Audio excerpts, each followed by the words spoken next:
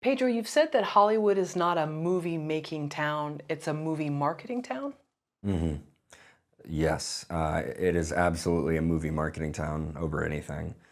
The romantic side of me wishes it were a movie making town, but ultimately we're selling products, and advertising is a big part of that to making a return on that product. So if you can market your movie, that's a really, really, really important part of the process. And depending on who you ask, some people might even say it's the most important part of the process. I, as a filmmaker, don't like to say that, but it is very important.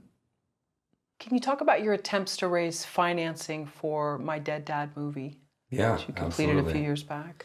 Yeah, so raising money for My Dead Dad is the ultimate rejection therapy, to go back to that. Uh, if you're financing a film, the first thing I think a lot of people turn towards is Hollywood itself, which can be tricky because financiers in Hollywood, they make their core income off of financing films, which is great, but they're also very, very attuned to what makes money in a safe way and what is a risk. And depending on the type of filmmaker or writer you are, you really have to objectively look at yourself and your project and be like, is there any risk in this project? Because if there is, you're probably going to get a lot of no's from film financiers, people who do that as a career. And what I mean by that is oftentimes, I mean, to put it simply, like horror films that are pretty straightforward. That is a good example of something that is tried and true, and you don't usually need as many A-list actors or even name actors at all. And because a lot of the times you realize that countries around the world, you can scream in any language, as they say. Versus like something that's like a comedy or an intellectual drama or something that's a little bit more cerebral, sometimes the translation doesn't carry over. So I often tell people when they're financing their movies at an indie level, look outside of Hollywood. Look to people who are looking to get in Hollywood, who either want the adventure of it or want to kind of take a little bit of a risk with their money. There's kind of safe assets and there's risky assets, and usually films land in kind of the riskier territory. But a potato farmer who's doing really well, who wants to just shake it up and have some excitement and have an adventure in their life, might be more willing to invest in an indie movie that's a little bit more cerebral than insert company here that you already know in Hollywood.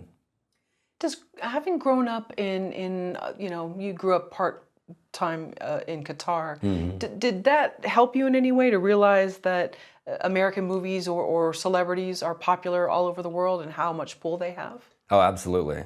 I mean, I can't tell you I'm embarrassed to say this. I wish I knew more Middle Eastern films or even, times are changing a little bit with like globalization and everything. I mean, obviously everyone is obsessed with like South Korean movies and South Korean directors. But especially when I was growing up, and this is partly of who I was around to, but I didn't know any of that. And I was still living across the world, and I was still only seeing Marvel or like big comedies sometimes, but the comedies in Qatar would be censored. You'd be watching a scene and then it would just go, you'd be like, wait, what happened? Oh, wow. And like it would skip like 5 minutes ahead because there was something that was taboo, and it's censored in movie theaters. But nonetheless, those movies typically were always American. And the television shows, were there certain channels that were only Qatari and then the rest were Americanized? Or? Yeah, I mean, when I was living there, the only channels were Middle Eastern. Sometimes Saudi Arabia, sometimes like Kuwait. But I mean, back then there wasn't really, or streaming just became a thing. And to even get to that, you would need a VPN to mask your IP address to tell the internet that I'm in America and I can watch Netflix. But times have changed a little bit. You can actually watch streaming services in places like Qatar, but they have their own sort of territory of films. And there's two parts to that. Number one, it's like what the filmmakers or the studio has sold to that territory, like if they've made a deal with the Middle East to show their movies there or not. And then the other side of that is, does it get past sort of the censorship jungle, which is loosening a little bit, but I can't tell you how much. Can we talk about the concept trailer that you made for My Dead Dad movie, and then how did that change things for you? Yeah, absolutely. So we made a concept trailer. I was pitching the script at first to anyone and everyone I knew, and was having no luck raising financing. And I get it. At the time, I was like, oh, they just don't see the vision. They don't see the vision. They don't understand. And that was more of just a reaction rather than a solution. But then I started listening to myself and I was like, oh, they just don't see the vision. Well, we just need to show them the vision. So we made a concept trailer for it. And I think that is the future. You know, sometimes I'll help filmmakers to make their own kind of concept trailers. So I do have a bias, but I still do this for my own projects. And maybe it's just because I'm not like you know, I didn't grow up pitching necessarily. I was a little artist trapped in my room, you know, and didn't know the first thing about business or pitching when I was like growing up. But now on the other side, I realized that if that is you, you need to show, not tell even more, right? You need to use whatever your superpower is and use that to your advantage. So if you're not good in front of kind of a boardroom of people or on a call or a Zoom, then you want to make sure to kind of get through some of those objections before they come up for these people. And my way of doing that is concept trailers, where I can show, you know, from beginning to end, cutting off a little bit of the end just to tease them and get them to then read the script, to, you know, just give them the concept of the piece before they even ask, right? So they're not like, oh, okay, cool, I read the script, but like, what's it gonna look like? Or like, how's it gonna feel? Is it a little bit more of a drama than a comedy? Like, especially if it's mixed genre, that becomes so much more important to really express what you're going for. And concept trailers are that. So when we started pitching a concept trailer for My Dead Dad, that really changed the game. Most financiers, or I would say, what is it, half our financiers didn't even read the actual script, which as a writer, I was like, really? But ultimately, I get it, you know? And what is the goal? Do you want people to read your script and pat you on the back, or do you want to make your movie? Is kind of how I look at it. Just to clarify, half the people read the script that you pitched for My Dead Dad for financing. How many people watched the concept trailer, and how did you know? So all the investors we sent the script to, but the reason I know that half of our investors only watched the concept trailer is because they were in like that.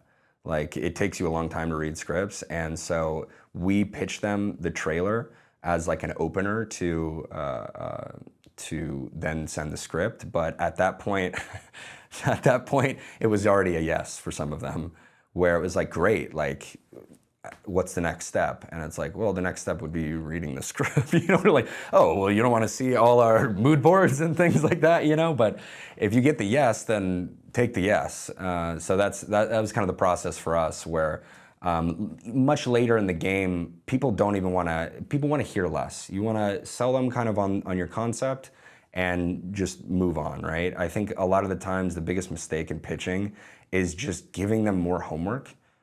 Whether it's, hey, I want you to read the script, or hey, I want to like tell you this whole podcast about where it came from. But again, depends who you're talking to. But if it's financiers, the goal is to get financing and bring them into your project. And if they say yes, then that's what you're looking for. And the concept trailer was the quickest way for me, in my experience, to getting to that yes. And you can see through the analytics that someone didn't watch it or did watch it, or where they stopped? Yeah, absolutely. And the great thing about concept trailers too is that people love watching movie trailers. People show up early to movies to watch the trailers, you know? I always joked about there should be like a festival of just movie trailers. And there are trailer award shows and things like that for that reason. But everyone has time to watch a trailer. Nearly nobody has a time to read a full script, is what it comes down to. How exactly did you get people to watch your concept trailer that were in the industry? It's a good question. So it's kind of a mixture between cold outreach and just anything you can do. But this kind of goes back to just getting through the nose of, you want to make sure that you're doing the numbers, you're doing the reps. And oftentimes people will pitch their project and be like, I tried everything. You know, I reached out to all my people on my list. And then I'll ask them, I'll be like, well, how many people was that? And they're like, my top 5. I'm like, your top 5? What are you talking about? There's like actually like 5,000 producers in the industry. What do you know, you haven't even scratched the surface. And like good producers too, maybe not that many, but like a lot is my point. So I have conditioned myself, especially when I talk to younger filmmakers and even check in with what I'm doing. If I haven't reached out to 100 filmmakers or 100 people, whether those are producers or whether those are financiers, I won't even consider that I've gotten a no, really, is how I look at it. And a big part of that is understanding how to use, email in an effective way, right?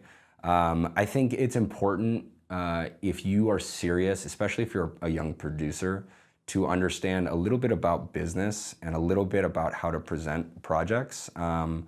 It doesn't even take that long of time, right? Just understand how to quickly get somebody's attention in an email, in a DM on Instagram, and what not to overload them with, and just to get the conversation going. Thank you for watching the video all the way to the end. Here is a complimentary question from our book Story Questions.